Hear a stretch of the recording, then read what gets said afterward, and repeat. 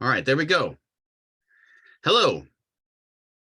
Welcome tonight to one of, I assume, first of many workshops for this semester, although I believe there have already been one or two before this. Tonight I'm in charge. So first of all, I want to say there are 5 of you there. So I don't see any reason why we couldn't be more social with this, or we couldn't have more of a general conversation and be more open and stuff. So first of all, I'd like to encourage all of you to turn your cameras on and to join this small group and also to jump in with questions whenever you want. Don't feel worried about like interjecting or interrupting me or asking a question right away. There's only 5 of you, so like seriously, you don't need to. We don't need to rely on formality here. Like I said, just jump in whenever you want, okay? With a question about anything. Well, specifically related to video games and the topic that we're discussing. Tonight, I'm going to show you a broad rundown on the types of jobs that you can have in video games. This is not a full list. It's really more of a general introduction. I considered doing a full list, but I'd have to go so fast that I don't think I could do it all in 1 hour, and it would be kind of silly. So I'm hoping that something on this list will maybe inspire you to consider a job in games. Now, I know some of you are already doing that. Some of you are already in the program. Eve, I believe, right? You're in my intro game class. So hopefully you have some idea of what it is that you're going to do in a career in games. But for those of you who don't have any idea at all, or just thinking about it or considering it, this is going to be a great rundown for you. Now, who am I? Why am I doing this? Okay, so I'm a narrative director right now, which is kind of a leader type position at a studio involving narrative, game writing, narrative design, story design, writing dialogue, all of that combined together. Managing all the development of narrative features, any narrative storytelling feature, all that kind of thing, all wrapped into one now. I've been doing it for about 15 years. I've worked on some really fun games. I've been very lucky, actually, in my career to be able to work on so many interesting projects. I suppose that might be somewhat related to the fact that I've always been involved in narrative, which means I'm always involved in games that have a big story to tell or a cool world or something like that. Only towards the very end of my career did I jump into doing anything on mobile. Before that, I've been like a PC and console adventure game nerd, as you can see. But I recently tried working in Battlefield Mobile. That was the last game I worked on before the one I'm currently on. And that was a real shift for me. That was jumping into an area that I knew absolutely nothing about and really enjoyed it. Now I work at Rogue Harbor, which is a tiny, like I would almost say boutique game studio downtown in downtown Vancouver, where I'm the narrative director, a role I have sought all my career and finally have landed it. At this tiny little indie Vancouver game studio right downtown on Water Street. It's like it's like the dream come true. And I cannot tell you anything about what I'm working on there because, as you may or may not know, game studios typically are highly secretive about what they're doing until it's announced, and our game is not announced. So it shall remain a secret for now, but trust me, 12-year-old Jeffrey would be very jealous of me right now. So let's do this. Tonight, first of all, we're going to watch this video. This is the most recent cinematic and gameplay trailer for Assassin's Creed Mirage, a new game that's coming out in the Assassin's Creed series. It pretty well represents just about every single broad field that you can get into in video games. And not only that, it's heckin' rad. So I'm going to let you just watch this. And I sure hope the audio is working. Tell me that you can hear it.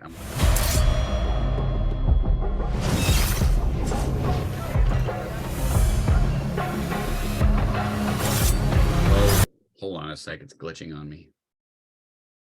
We'll start again. From the beginning. Can you hear it? Good.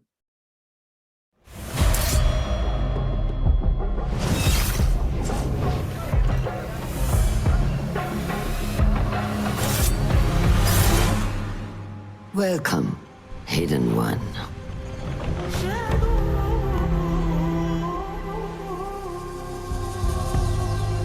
You have died and been reborn. We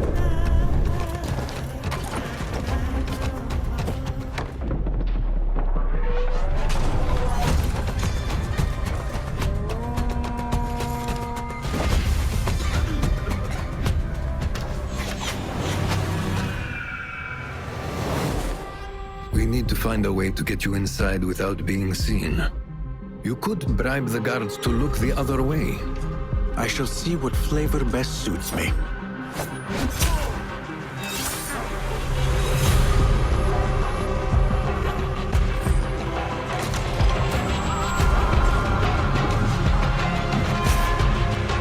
Embrace the fear. Quiet it. Find a stillness. And let's go.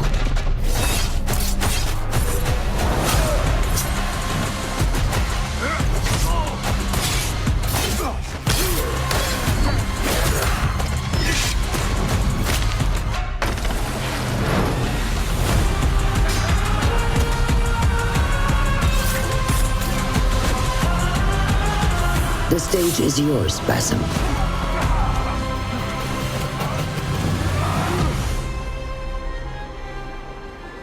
We will be watching.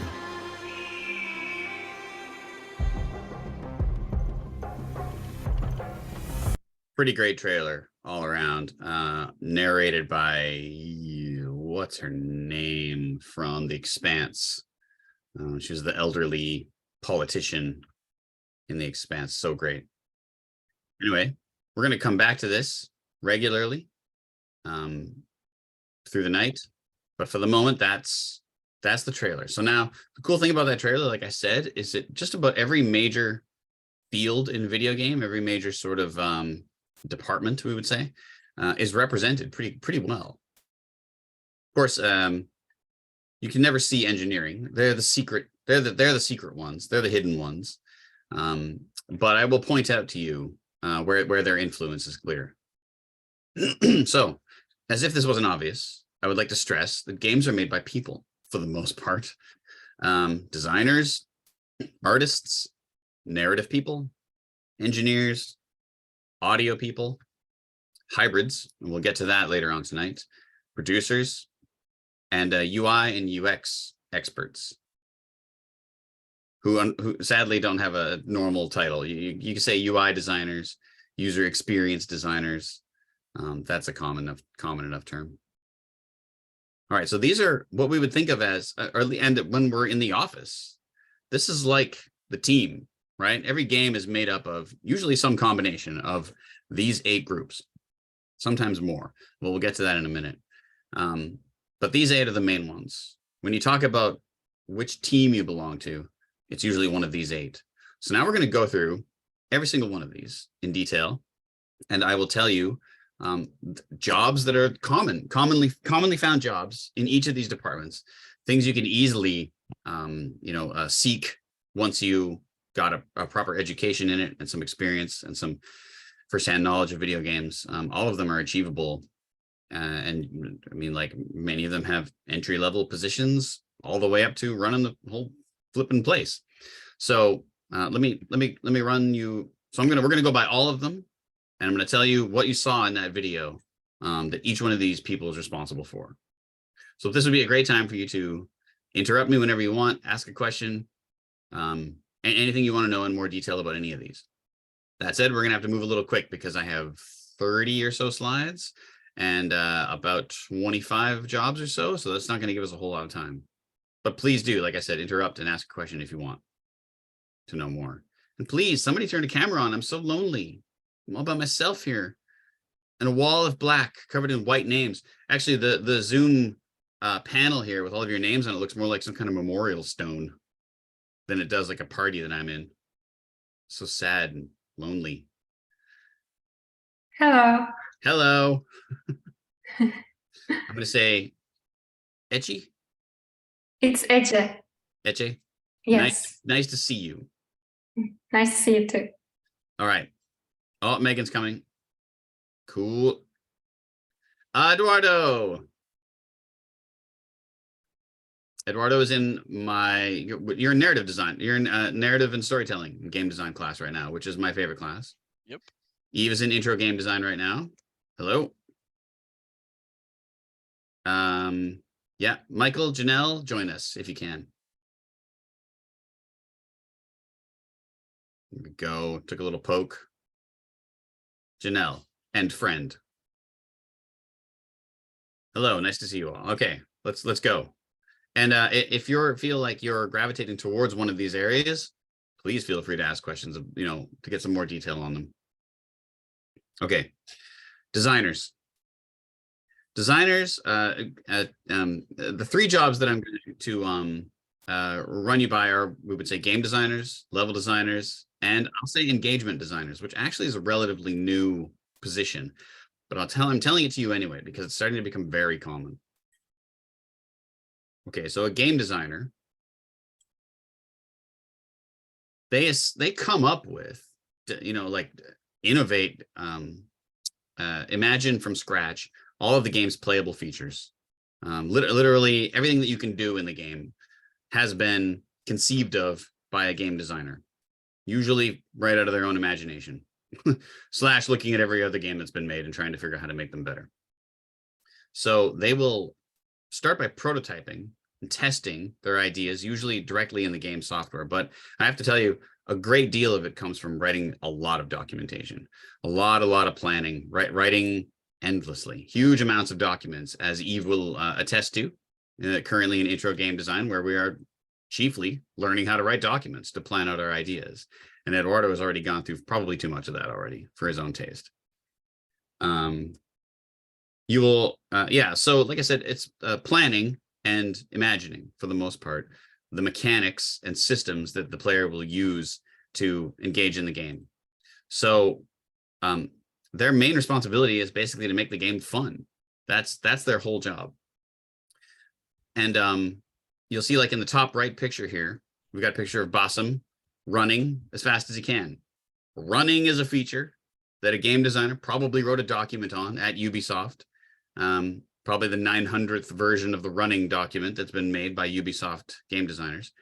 But in that document, they would have said he'll have these movement speeds, probably creeping very slowly, probably walking very slowly, jogging, sprinting, climbing, all of those things.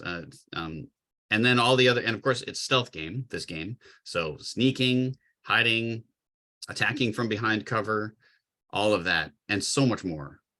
Game designers, like I said, are really in a lot of ways responsible for sort of 90% of what you can do in a game.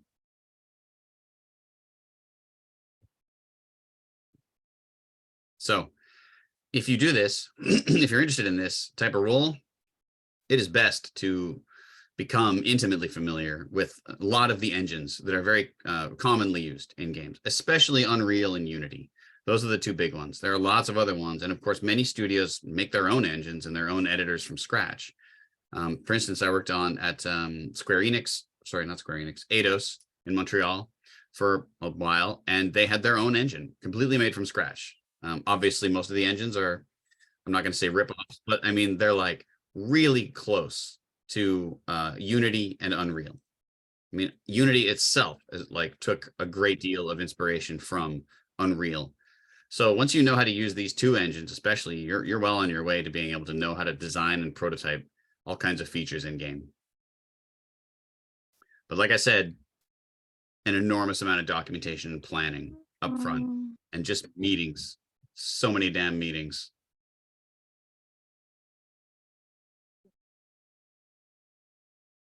So many.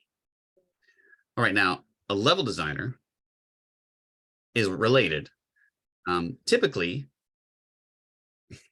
I'm getting pinged continuously of people who want to join the meeting, including two people, both named Olivia Choi. That's amazing. It's incredible that two people with the same name would join the meeting at the exact same time. What a world. Okay, so level designers are a related concept, but more specific. They do a lot of different things, and there's a couple different varieties of them, but the most common variety of person we would call a level designer is someone who comes up with the physical architecture of a level, or does what we would call a block out, which is lays out the rough overall gameplay space of a level, of an area where a player can play. There are a lot of different varieties of this, of course, all based on the different types of games that are made nowadays. For instance, in Assassin's Creed Odyssey, or sorry, in Assassin's Creed Mirage, a game that hasn't come out yet, I assume that it's going to be an open world game because they always have been. So a lot of the time in that game, in games like that, a lot of this environment is all like procedurally generated by like a fancy AI, basically. And not a whole lot of it is laid out by hand. In that case, you would have a slight variant of what we would call of a level designer, of what we would call a mission scripter. So they would go in and like script in all of the story events, all the gameplay objectives, everything that you had to do to complete missions or different objectives. They would go in and like script that stuff using a scripting language of some sort. Typically a visual scripting language, such as blueprints used in Unreal or other things like that, similar things. That is a skill that you'll have to learn because it is difficult to do otherwise on your own. So they'll trigger all kinds of events. They'll place the enemies. They'll set up and design complicated battles that are not just completely ruled by the rules of the open world stuff going on. Yeah, anything that really needs bespoke setup, basically. Now, a level designer, you would say, is responsible for making the moment-to-moment gameplay fun. What are you actually doing as you're running through a level or doing something specific? And like I said, sometimes they really are placing these giant styrofoamy looking blocks and setting up the world's gameplay space. Later on, a level artist will come through and like add the beauty, you know, put the trees in, make the beautiful brickwork and all the other stuff that I'm sure is going to make Mirage an unbelievably beautiful game. A level artist typically comes in and kind of paints over all of this boring shoebox stuff. If you were like really into making dioramas as a kid or like gluing boxes together and calling it a city, you should be a level designer. You will, if you are a level designer, you'll spend an immense and endless amount of time working directly in the engines that I just listed, Unreal and Unity. That's your bread and butter, is working directly inside the engine and putting stuff together.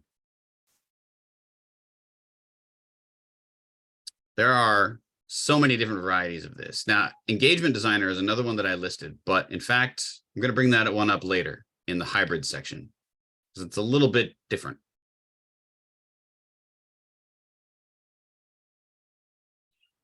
Any artists in the group? People thinking they're interested in game art? There is a huge variety of different art jobs available in games, ranging from the most straightforward fine art type thing all the way to incredibly technical and complicated stuff. Concept artist is one. Environment artist, I mentioned earlier, like a level artist. Kind of similar, 3D modeler, texture artist, lighting artist, VFX artist, and animators. All kind of counted typically in the art department. Sometimes the animation stuff gets its own department, depending upon, you know, how broad the needs are for animation. So a concept artist is, in a lot of ways, the most straight one-to-one fine arts to video games step that you can take. You use typically traditional art methods to imagine and then develop, to illustrate, and to help flesh out for the whole rest of the team what stuff looks like, and in a lot of ways what it should feel like. Worlds, characters, situations, such as the one below here. And we'll come back to that in a minute. They help the other developers to envision the game overall, to sort of get a sense of what the feel of it is going to be like and the mood. But in essence, really, it's about instilling beauty into the game so that the game's aesthetic, visual aesthetic, is like, you know, as painfully beautiful to look at as possible. Make big feelings happen in the player based on the things they see. Like I said, this is the most one-to-one sort of traditional arts thing that you can do. You don't even have to have all that much in the way of technical experience to do a concept artist. In fact, I feel a lot of kinship with concept artists, because writers and concept artists tend to be the least technically advanced people in the studio in terms of like tools and stuff that we know how to use and work on. And so we hang out a lot while all the other, like, you know, smarter people make the video game. So that said, you'll still use a lot of software like Photoshop, Painter, Procreate, and Sketchbook Pro. Right before this meeting, I checked in with a friend of mine who was a concept artist at Ubisoft during the Assassin's Creed Black Flag era. And this was the list that he gave me of tools to know. Now, environment artist is sometimes kind of like a form of concept artist, depending on exactly what they do. But there's another kind of form of it where they go in after the level designers have made those like ugly styrofoam block levels, and they just make it look like a real place by adding all of the cool details. The plants, the wall shapes, different, like the lamps, they do a crap load of set dressing, making it all just look like a real actual place. I'm selling out the lighting artists in a statement like that, because as you can see with all of these shots, the lighting is obviously a huge part of the enjoyment of the whole place, the colors and the vibe of the time of day and stuff like that. That is lighting artists. But all of the objects you see, like that cool scaffolding and the like cool looking green dome thing and all that, a lot of that stuff would have been like an ugly block before a level artist came in and replaced it with cool looking models. Sometimes the models that the level artists will add to the game are themselves also gray and have no texture to them. They have no like paint job on them. That's somebody else's job sometimes. I'll explain that in a second. So this combines a lot of traditional and modern art skills as well, but also 3D modeling. You're making the objects. You're replacing the ugly blocks and putting in a beautiful temple, or a magnificent mosque like you see here, or that's cool scaffolding. And where a level designer has placed a flat area, an environment artist will come in and like put in a cool looking pool and a fountain and a bunch of plants and other things like that to fill it out and make it look nice and real. You'll also work with lighting artists a lot and texture artists. And between the three of you, the entire mood of the playable game space is developed.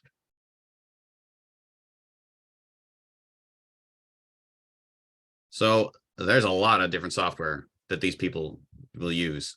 Maya, ZBrush, 3ds Max, Blender, Substance Painter, all kinds of different stuff to get the looks that you're seeing here. And much more. A great deal of it is also done directly in Engine these days, or right in Unreal, or right in Unity. Now, why is there a happy face on there? Who did that? I didn't do that. Did one of you do that? Why the heck? Some kind of ghost on there. Why are you able to draw on my screen? Well, you have a dark power now, so use it wisely. Okay. Moving on. 3D modelers. Make the objects. Make the characters. Make the rad armor. Sometimes make buildings and stuff. But like I said, that's sometimes more a more specific job, the environment artist or level artist. But the beautiful armor and the clothing and stuff that you see here, and this amazing sword, all from Assassin's Creed Mirage, would have been made by a modeler at some point, a prop artist potentially with the sword, and a character artist potentially with the character here. And there are many sub varieties of these things, of a modeler. Basically, a modeler is like an incredibly vague term, really. You will often would end up specializing in modeling something. Weapons, guns, characters, buildings, props. That's about it, really. Those are the main ones. Can I ask something? Yeah, please do. Does modelers design the characters as well? I'm kind of interested in being a character artist too. You could do both. You could design. You could do the concept art of the sword, for example, and then you could possibly also be the modeler. Go directly in and make it. It depends how big the game is. Well, how big the game is tends to dictate how specialized the team is. So sometimes you may have one person who does like 19 different things. For instance, on the job that I'm doing right now, I'm like the lead writer, the narrative director, the project manager, and a whole bunch of other things simultaneously, because our team is microscopic at the moment. But a game like Assassin's Creed Mirage could very likely have up to or even over 1,000 people that end up working on the game directly, actually making assets for the game. And most of them are artists. So in a game of that size, it's more than likely you would be like specifically someone who concepted weapons. You would paint and draw the images of what the weapons should look like, doing tons of research and trying to, you know, make authentic decisions and stuff. Or you'd be the person modeling them. That's because the game is massive and they need to have an incredible amount of throughput, right? They need to generate tons of stuff, tons of assets. And so when there's tons of work to do like that, they tend to make you specialize. They hire people that specialize in doing certain things, such as a hard surface artist would be someone with a fancy term for someone who would have made this sword. They would have done all the texturing, they would have done all the modeling, they would have done all the shaping, all that. So it depends. Thank you. Depends on the size of the project you get into. Yeah, buildings, furniture, weapons, characters. I think I listed all of it basically. Say furniture, but like imagine set dressing and everything. And characters doesn't necessarily mean people. You could be making animals or, you know, anything that's a character that moves in the game. Now, 3D modeler has, like the level artist, a technical and artistic skill set, often involving these things: ZBrush, Maya, Blender, and 3ds Max. But there are many more that are appropriate, and every team uses something different. In fact, most games nowadays, you can have people using all of these or more, using even their own tools that they want. And all that stuff tends to be pretty effectively universal. You just import from wherever, whatever you're making. The tools are impressive nowadays. Texture artist, which was mentioned. Sorry, can I ask a question about Yeah. 3D modeling? Yeah. I'm in 3D animation, so I would like to know the difference between modeling it for feature films versus like games. Well, the only significant difference, and in fact, sometimes there isn't any difference at all, because if we have a cinematic in the game, like the one you're seeing right here, it could be virtually identical to what you would need for a movie. The only real big difference is that once the model gets into the game, it has to be, we would say, like optimized for a nice level of performance with the game. The game often is calculating continuously a proper presentation of the game. We call that real time. It's in real time, right? It's real time optimization. Whereas a movie is what we would call pre-rendered, and this cinematic is pre-rendered as well. A pre-rendered movie doesn't require a computer to constantly be thinking about what it's doing, calculating the light, sometimes doing a lot of extra fancy stuff like making the fabric dance around while the hand moves around. In a movie, you've pre-rendered all of that, meaning it's all like you just generate it into a movie and there it's done. When you do that, all of that complicated calculation happens beforehand and can take a very long time, take like days to pre-render out some scenes for movies and stuff.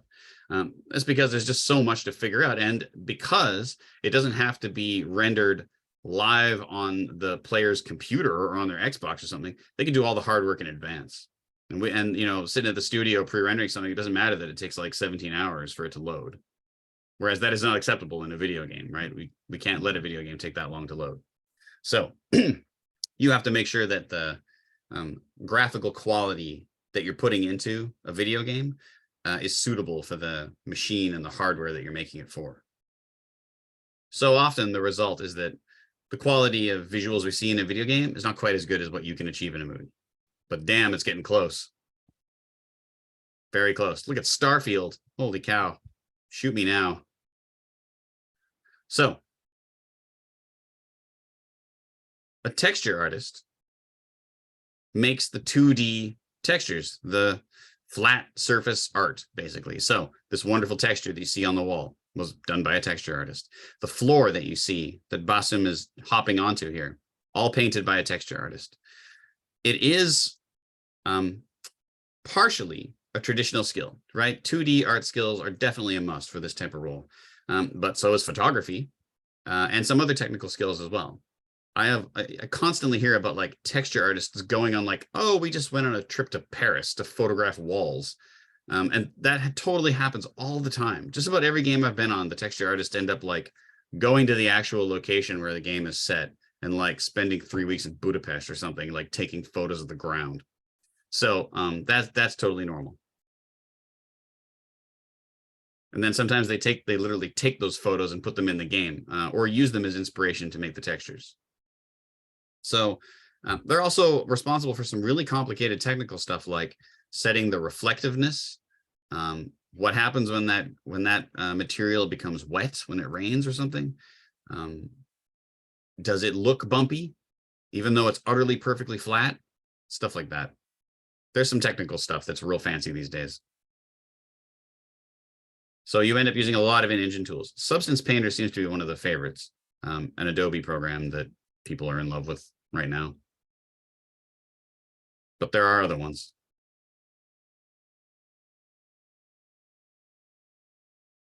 A lighting artist.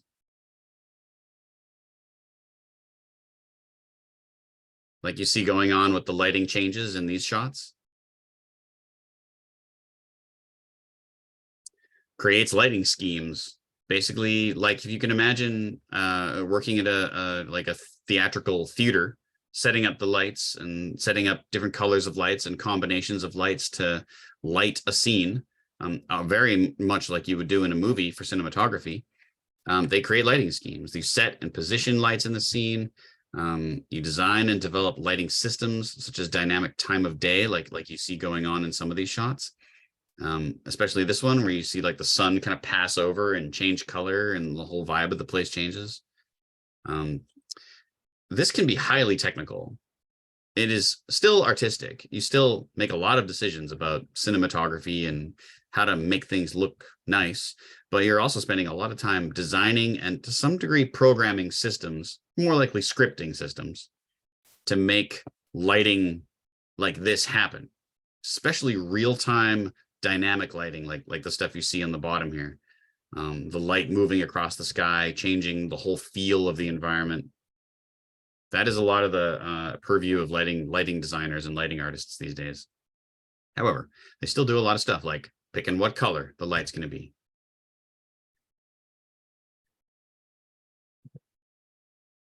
There are a lot of complicated tools. A lot of them are in-engine directly now. If you're in Unreal, a lot of the lighting that you're going to use is directly in that engine. But there's a lot of other stuff that you can use depending upon what your exact application is. Now, VFX artist, I'm going to point it out here. See the dust, the blood, the dust, the birds, that craziness of like the blue glowy effect that's materializing on the enemies as he jumps through the air. Those are all visual effects. Every one of those is a visual effect. The birds probably are a visual effect. Dust is a visual effect. Do you see how also the screen kind of bends and warps on the edges? That's a visual effect. Okay, so what about on this one? The big red blast when he throws down the dust to escape. That's a visual effect. So the VFX artist creates and designs and illustrates these visual effects in the game. Blood, weather, dust, special UI effects, flocks of birds, lens effects, particle effects like sparks, sometimes even plants. Plants are often basically just a visual effect made to look like it's a real thing that's there. This is a very serious blend of technical and art skills. Some effects you'll see are like so unbelievably creatively, beautifully artistic. They could only have been made by someone who has like a great visual imagination. But they combine it with a lot of technical skills. To make it work inside a game is an intense level of technical skills, scripting and stuff. Again, a lot of effects these days are done directly in the engine. If you learn Unreal from top to bottom, you'll learn pretty much everything you need to know to write a video game, except how to be a good writer. So 3ds Max, Houdini, After Effects, a lot of those tools are still used, though, in their contents, their assets like imported into the game so that you can use them in the game. An animator, somebody brought this up before. So all this character movement, the dancing, the sorting, even the cloth flapping around like you see on him, that's in-game cinematic, or in-game animation on the top there. The bottom one is more like cinematic animation. That stuff might be a combination of mocap or direct hand animation. The top might be a lot of mocap probably as well in the top one. By mocap, I mean they take like a real actor and attach various forms of sensors onto them, or sometimes none at all in the fancy technology we have right in the last couple of years. And they just have the actor perform a lot of these moves, and then they capture that data and they use it in the game directly. However, there's still a lot of hand animation that goes on, a lot of getting right in there and keying, frame by frame where a character is or where an object is directly in the scene. So their job is to make realistic character and creature animation, and sometimes other forms of animation like objects, machines, and stuff moving around. Could be, like I said, cinematic animation like below, or gameplay animation like above. This requires a typical understanding of normal animation skills, such as anatomy and art in general, but also skill highly in some highly technical software, especially 3ds Max, Motion Builder, Blender, Houdini, Maya. A lot of those skills in these software is highly employable across many different fields. Video games, movies, TV, effects houses, all that stuff. Now, any questions on that? I know a bunch of you said artists. We'll move on. We'll move out of the art field.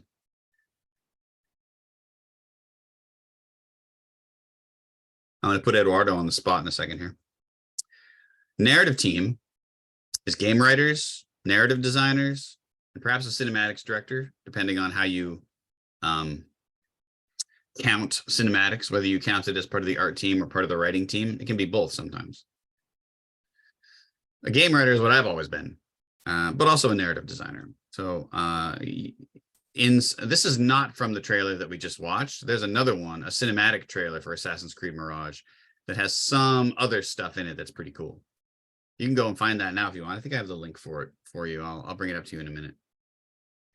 A game writer comes up with a story, depending on their level of seniority, obviously.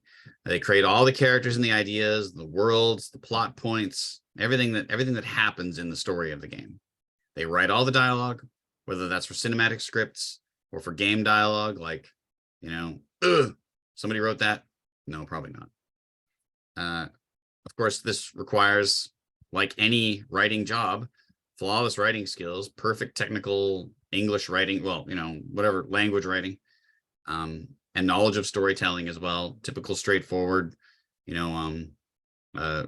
fourth year university storytelling skills.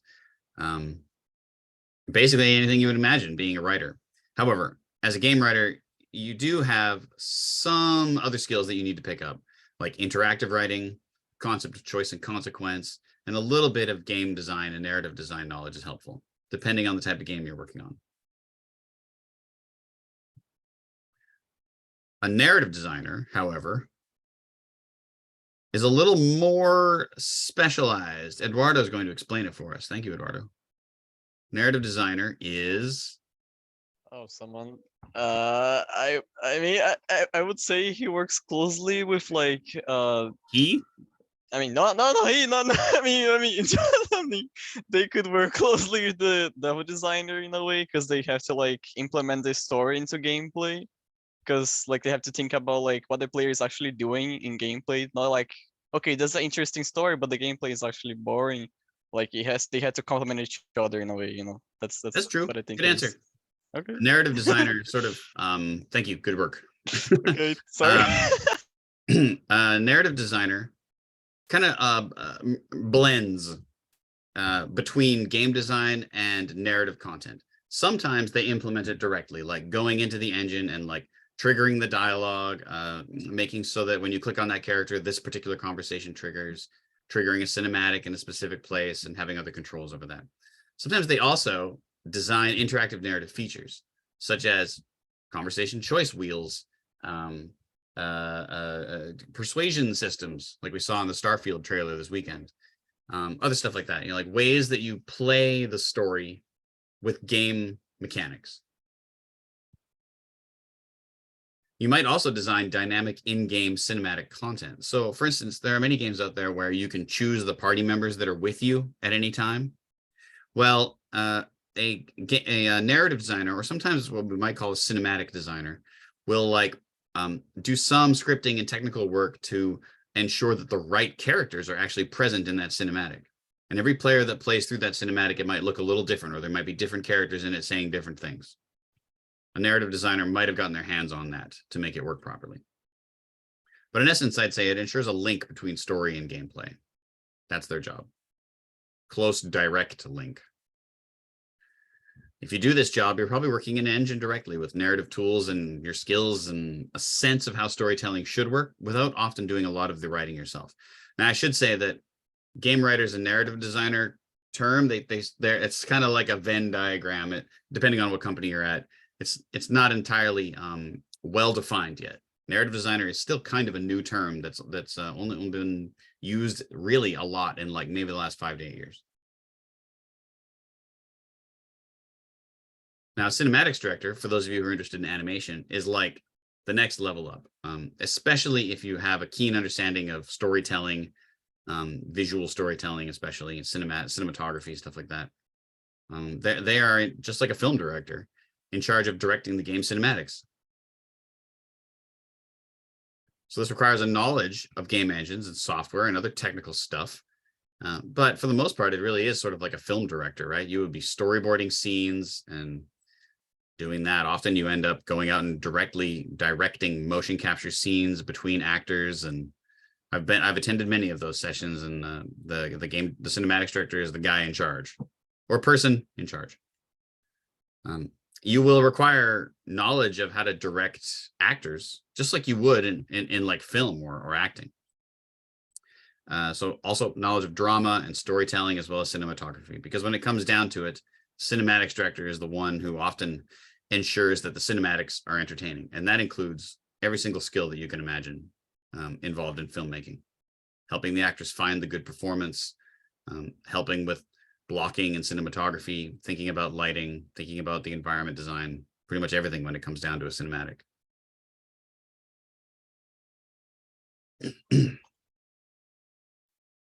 So that's narrative. Small but mighty. Engineers are present in just about everything that you've seen. And there's like an enormous variety of them. So specialized, some of them. I'm only going to name a couple. Gameplay programmers and graphics programmers. But I swear there's like a dozen more that I would hear on a regular day around a large office. A gameplay programmer is the person that makes stuff like this actually work, sets up all of the code that sits inside the engine to let the designers trigger events like this. Designer usually comes up with an idea, and the very first step that happens is a programmer starts setting about making the system actually capable of doing some sort of thing like this. And also a lot of fancy other stuff too, artistic stuff to make the graphics appear nice like this, although that's a graphics programmer more. But in essence, I'd say writes the code that allows all the gameplay features to work. Creates tools also and features that the designers and other developers need so that they can do their work. When you come up with a fancy new feature for a game, one of the first things that often happens is you think about do I need a tool so that I can directly control this without having to know how to write code? A programmer will often make that tool for you. This requires knowledge of coding languages, like the ones listed there. And in general, a lot of programmers, instead of having education in game programming, although you can get that nowadays, they often come with, a degree in computer science where you learn this sort of stuff. You can go nowadays, there are lots of universities and schools where you can go and get essentially a computer science degree specifically for video games, though, because it's such a big field now. A graphics programmer is similar, and yet also, you know, more complicated. They make sure everything looks damn good. And that's mostly to do with writing the code that allows the game to display all of the amazing graphics without burning the house down, basically. Their work chiefly is to make sure that the game can look as good as humanly possible without lighting your console on fire. Yeah. So this is a focus on what we call performance and frame rate optimization, making the game look as good as it possibly can, squeezing every ounce of performance out of the machine that it's playing on, like I said, without literally lighting it on fire. And it may sound like a joke, but that's actually real. They really are. That's their chief job, really, is to make sure that the game, and of course, before it lights on fire and explodes, killing everyone you love, it will slow down and look hideous and get choppy and crash the machines and all that, right? Their job is to make sure that all of this beautiful visual graphics doesn't do that or explode. So, like I said, with the previous one, computer science degree for the most part, especially this one. Graphics programming is one of the most complex fields and also one of the best paying in the whole industry, for sure. Easily 300 grand a year. So now audio. Audio is one of the few game fields that we don't teach at Kwantlen. There are lots of great places you can go to learn it, but if you want to be like deep into like sound design or like composing music for games or something, sadly, this is one of the areas that we don't specialize in yet, but we're getting to it. Sound designer. Let's play that again. Embrace the fear. Quiet it. Find the stillness. Listen to this. And let's go.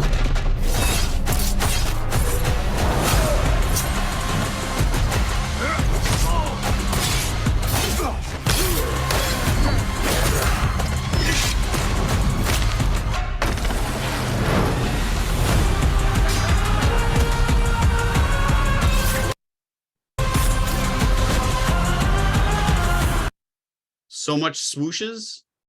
If you like making swooshy sounds with your mouth in a booth, then you should be a sound designer. Actually, that's kind of a different job, but it happens sometimes.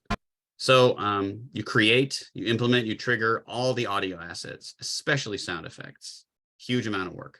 There's kind of three major categories of audio stuff. There's the music itself, which is done by traditional composers, typically, again, with some knowledge of how video games specifically work.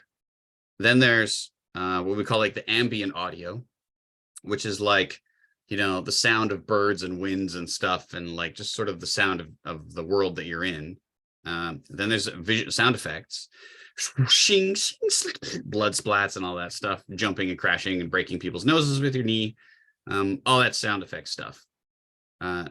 There is a fourth category that I would name, which is recording of audio, or sorry, recording of a dialogue. There's often whole teams that are specifically connected to that. However, sound effects consume a great deal of the work. You might also handle voice lines, voice casting, voice directing. Depending on the size of the game, that could be a whole team unto itself. Sometimes they even go out into the field to record sounds and ambience. You'll see weirdos like standing by the side of the road with like a microphone, like recording traffic. Totally very normal. We did exactly that, I'm pretty sure, in Prototype 2, a game that I worked on ages back. There are a bunch of specific tools that only sound designers ever bother fiddling with, especially we say WWise or Fmod. These are the major tools that you'll learn to use. You might also learn Pro Tools, another major sound design tool set. Again, like I said, unfortunately, it's not something that we teach here yet. And of course, there's a composer who makes music. This is pretty much exactly what it sounds like. You make music all day. You sit in your room, and like put it all together on your computer, or you write a score and literally go to a recording studio with a giant orchestra and watch somebody conduct it for you.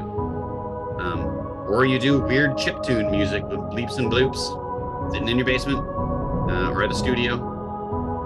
All of that is valid composition work. So all kinds of music for the game, sometimes even plays the instruments or sings themselves. Some kind of games require much more technical music, such as themes that change slightly depending on the player's activity. More and more common now in all kinds of video games. And like I said, they may direct orchestras themselves. So of course, like concept art, this is a traditional form of art that hasn't changed all that much as it's moved into video games. Am I going to get through everything in 5 minutes? I can do it. UI and UX. So this is slightly complex, so stay with me. A UI designer, a UX designer, and a UI artist. So a user interface designer is a person who creates and designs all the on-screen controls and the information. This is a UI, we would say, a menu design. All of the special abilities that you get in, I believe this is Valhalla, Assassin's Creed Valhalla. I think. No, this is from Origins. This is the Egyptian one. So making this usable interface, basically, and making all the designs for it, planning how it's going to be used, sometimes executing it directly in the various fancy interface tools that they have at their disposal.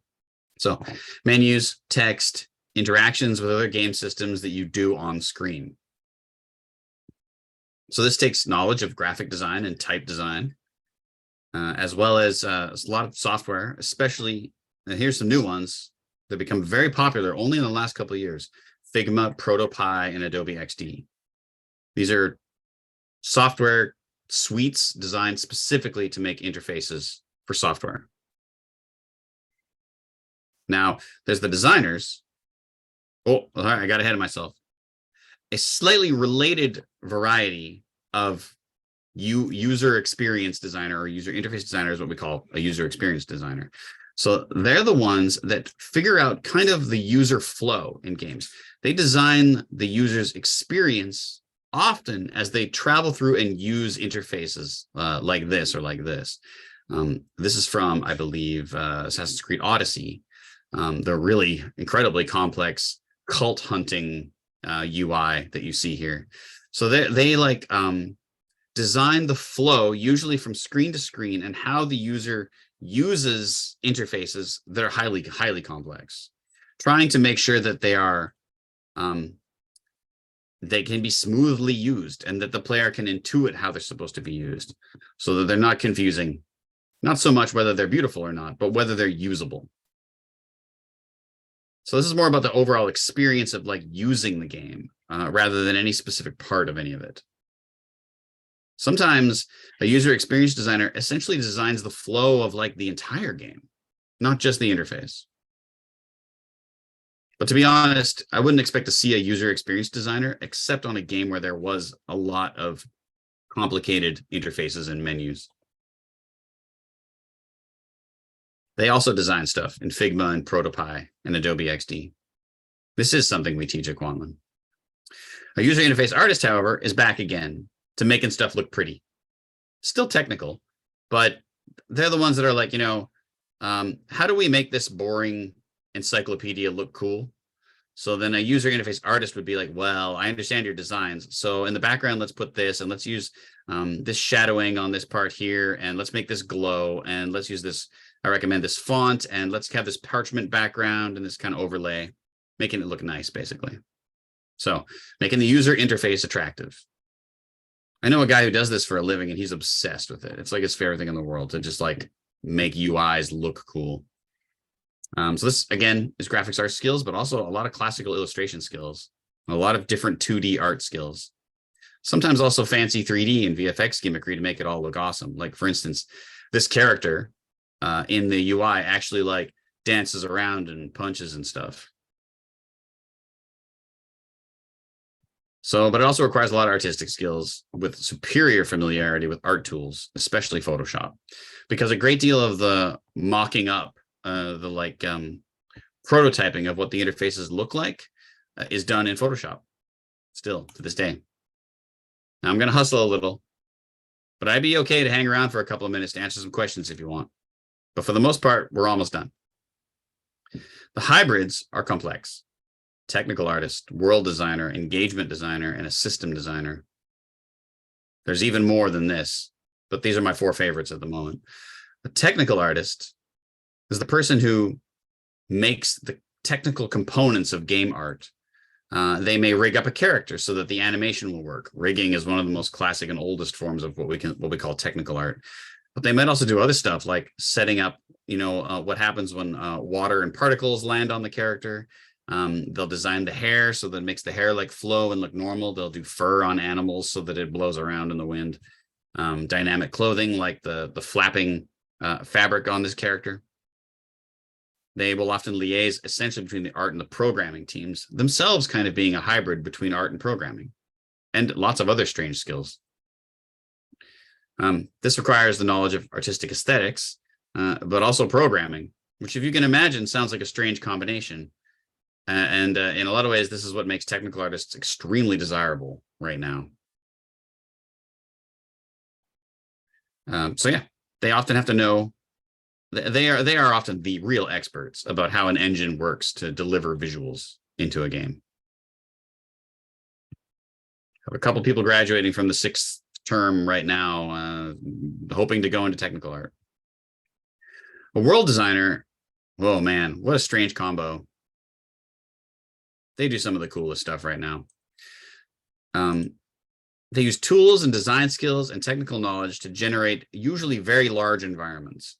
Large open world environments like what you see in Assassin's Creed Valhalla, right?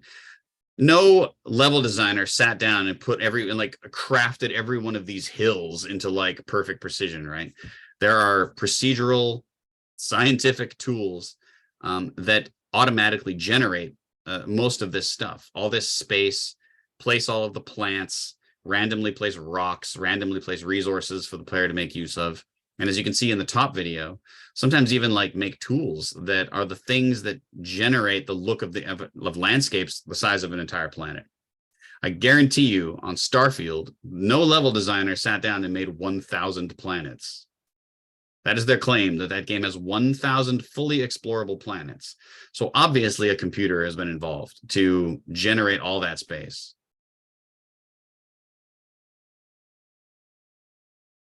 An engagement designer is becoming all more common nowadays. So you see these things? Season passes, battle passes, expansions and updates, things you must buy. I'm shocked right now. I mean, like right after I finish this, I'm going to go play Diablo. And the first thing you see when you log in is the shop. They're like, buy me now, right? So designing what it is that the player will be engaged with over a long period of time.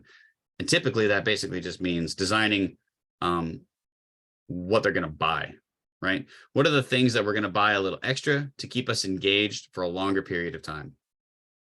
Usually years, right? That's kind of the goal, is like, what do we need to give them or attract them with so that they'll keep coming back? And when they keep coming back, what do they spend more money on?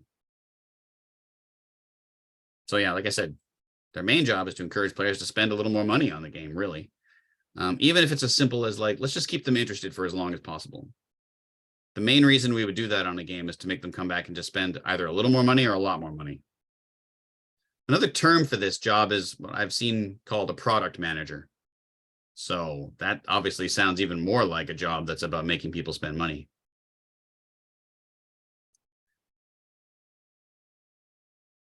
It's 8:04. I didn't quite get all the way through. It was ambitious. I've only got 4 slides left.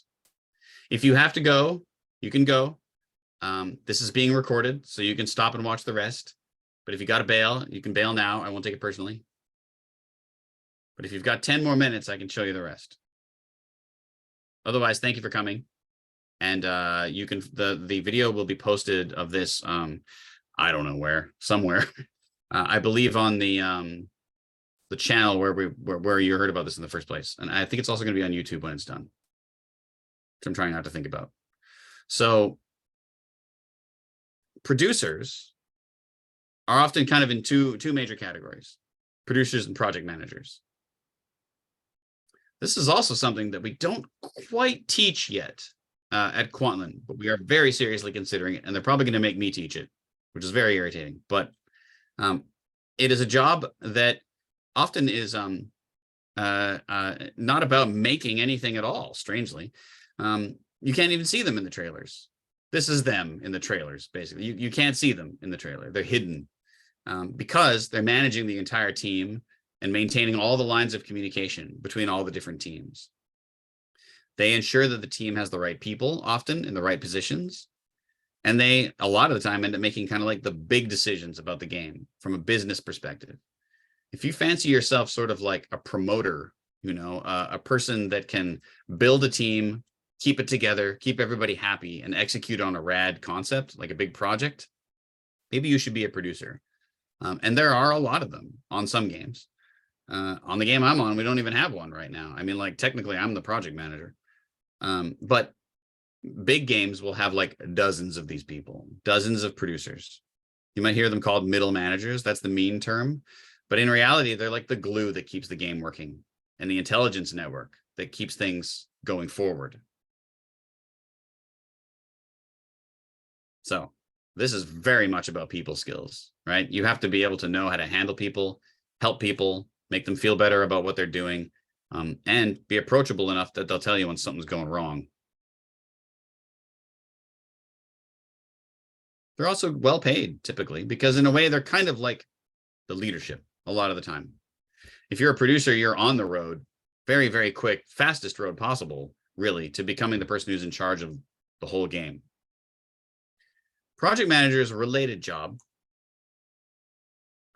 Here's a pretty good representation of what a project manager does. They keep the game on schedule. They're not in charge of like smacking anybody if the person gets behind, but they are basically they maintain a scheduling database and software of some sort. Man, back in the day before COVID, this is literally what project managers would do. Post-it notes on a whiteboard, everybody hanging around talking about what all the tasks are that we have to do to get the job done. Nowadays, a great deal of this is done more directly in production software, like Kanban or Trello or Asana or any number of a million other programs that are used to like manage tasks, like this sort of thing. Like I said, we used to be, I remember working before we ever had a digital solution for tracking tasks. We would do it on a big whiteboard just like this. We did it at EA about 5 years ago, but that has gone the way of the dodo, partially now with COVID. So project manager is really the glue that keeps the team on schedule. They're only concerned about paying attention to whether they were falling behind or not and reporting that to the producers. There's a project manager usually on every single team on a game, keeping track of everything that's going on. And like I said, that's one of my jobs currently right now, in addition to being the narrative director. So those are all the major roles: art, design, sound, engineering, programming. No, and I said engineering, but programming, and I missed somebody. Narrative. Oh my God, I missed my own department. And of course, new skills and roles are always arising because technology is always improving and things are getting more specialized and weirder, and the business keeps changing. There are many things on the horizon that are going to require specialists, especially how you use AI inside of a game. That's a big deal. And extended reality, like VR, AR, XR, different ways to use a game, basically different ways to see a game or to engage with a game. These things don't really have job roles right now, but they're coming soon and will be codified and clarified soon. So how do you get started doing any of these things? Well, first off, you got to pick your flavor, because in general,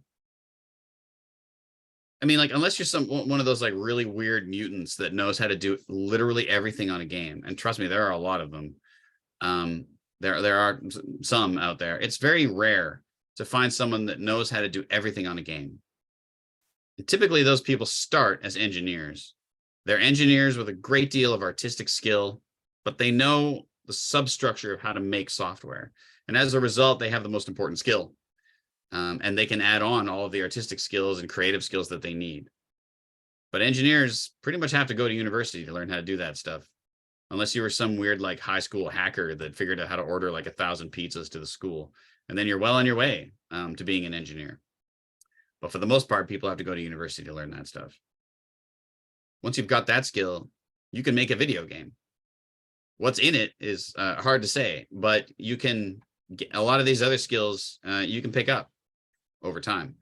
But the engineers are the ones that know how to make a game from scratch. Everyone else relies on the engineers to actually do it. So you may need to do some research on where you can learn it. At the CEA, which is the sort of subsection of KPU, probably the CEA won't even exist next year, I predict, and will just be Kwantlen ENTA department. We teach all of this except audio. You're going to learn a little bit of gameplay and gameplay programming. You're going to learn a little UI design. You learn a little bit about production because I teach a class on project management essentially in rapid game dev. You can learn narrative stuff. You can learn art. You can learn, I don't know if we teach any extended reality like AR or VR. I don't think so. Yeah, we do. Yeah. Do you? We have Oh, cool. class. Yeah, we have class for that right now. That's awesome. Okay, so like almost all of this you can learn except audio. And really like deep, hardcore software engineering. You got to go to university for that. I myself, I have a particular focus on game design, production, and narrative. But there are lots of other instructors that have their specialties and things. But like I said, don't wait for us. Many games have tools that you can start using like right now. And most of the engines are actually free.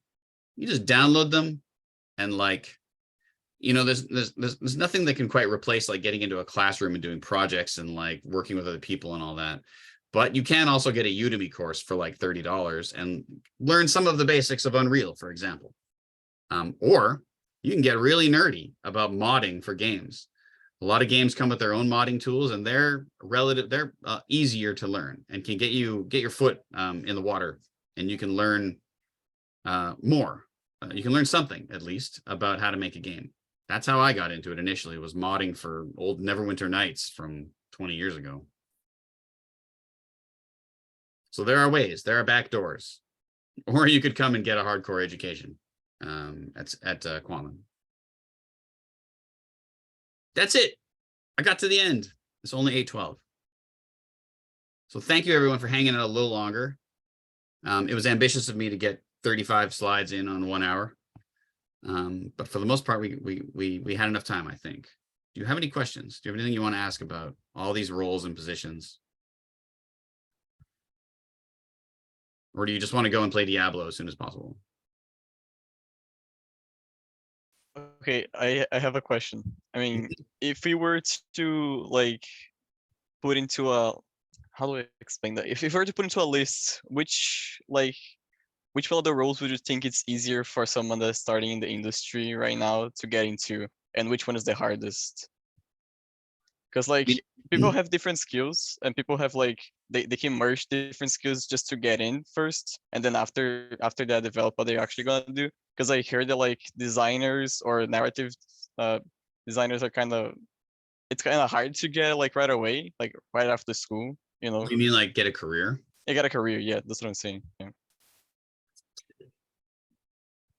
Every one of these fields has like its own weird idiosyncrasies with regards to that, right? Like narrative is funny because there are so few jobs. Sometimes a team of 1,000 people only has like 1 or 2 people working in that entire department, right? But then again, there's also not as many people interested in doing that directly, working in game narrative. If you're a writer, typically you're like, I want to write TV or something like that. Engineers, of course, it's hard to get one of those jobs for a couple of reasons.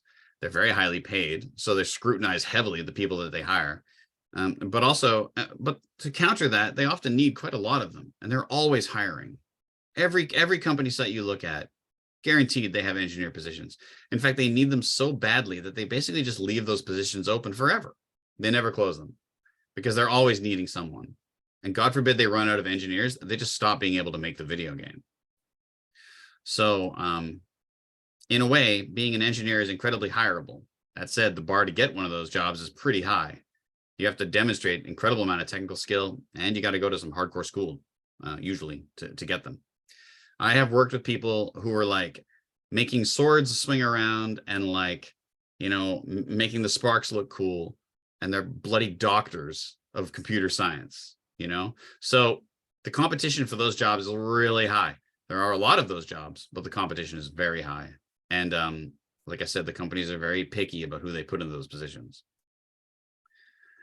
Now, okay. If your question is, what's the easiest way to get into making video games? It's a whole other department I don't even have listed here, which is QA, right? So now anybody in QA would probably be kind of mad at me that I didn't put them on this list. I apologize, but QA is called quality assurance, or sometimes we call it QDev nowadays because it sounds nicer. But basically that job is the testing of the game to make sure that it actually works. And so, yeah, you might think I'm saying game tester, and I am, and QA is slightly glorified term for that. But the fact is, becoming a game tester is like very junior position, very easily accessible. They require an absolute mountain of people to do it. At its most entry level, you could work for what we might call like a QA farm or a testing farm, where you go to work with like 1,000 other people to test a video game, and you have your own specific part of it that you have to test, and you make documentation about what you find that's broken and all that kind of stuff. It's incredibly easy to get one of those jobs as long as you like can read and write and have an understanding of video games and you interview well enough, right? Now it may make it sound like I'm saying that's the like like retail version of getting into video games, but in fact, almost everybody that I know who is like a really hardcore game designer, they got into it from entering QA first. And so what happens is they get into QA and they learn a great deal about how a game is made, and they start to get a grasp of like the greater ecosystem of a game development team. And then they shift over eventually. They find something they really like, they get really into it, they learn a lot about it, and they just sort of eventually say, I would like to stop being QA, I would like to become a junior game designer or an associate game designer, or very commonly an associate producer, something like that. And you just sort of merge over, you sort of ooze over onto the team that you want to be on. So many people that I know were in QA first because it's just the damn easiest way to get in.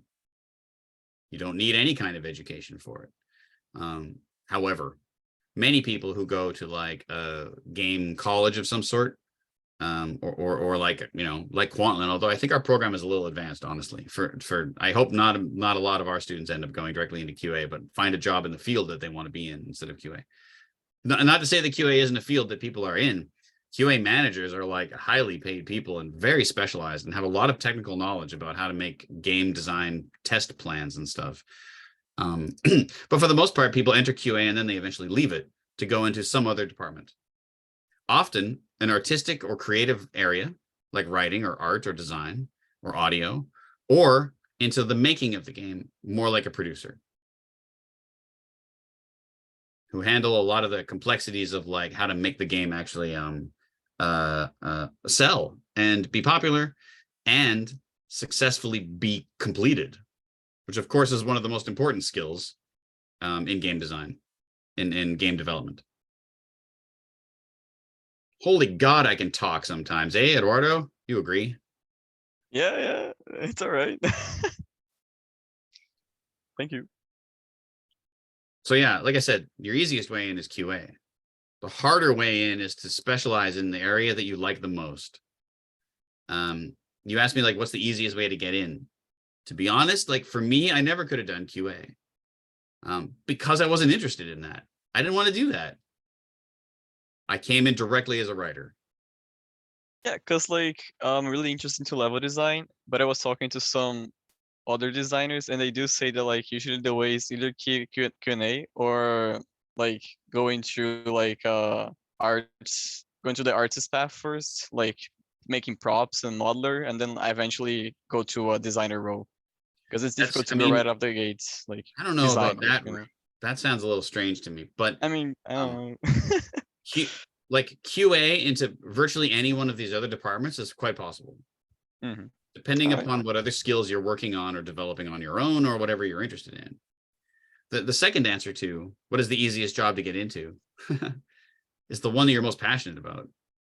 Then you have the commitment to put up with potentially more school, lots of applying for jobs, lots of hunting for jobs. If you're committed to it enough, you will move anywhere in the world to do it. And that itself is a strong, an important job skill. When I was looking to get into games, game writing, man, if I just moved to Shanghai, I probably could have done it 10 years earlier, because for some reason they were just like Ubisoft was hiring like tons of writers in Shanghai, probably for all the Assassin's Creed games. I know they do a great deal of their like side quest and side writing content. If you're comfortable with moving somewhere, your job opportunities open up vastly. But like I said, to me, but that I'm a creative person. I'm less of an opportunist, really. I didn't want to just work in games, like I wanted to do what I wanted to do, which is I wanted to write video games. It means I had to wait a little longer to find just the right position and put up with a lot of rejection until I found the right way in. I didn't have to put up with that much rejection, but a little bit more than a medium amount.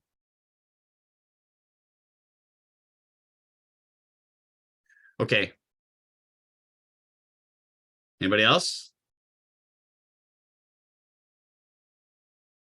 Yes. Well, when you said optimization earlier for modeling, can you be more specific about that?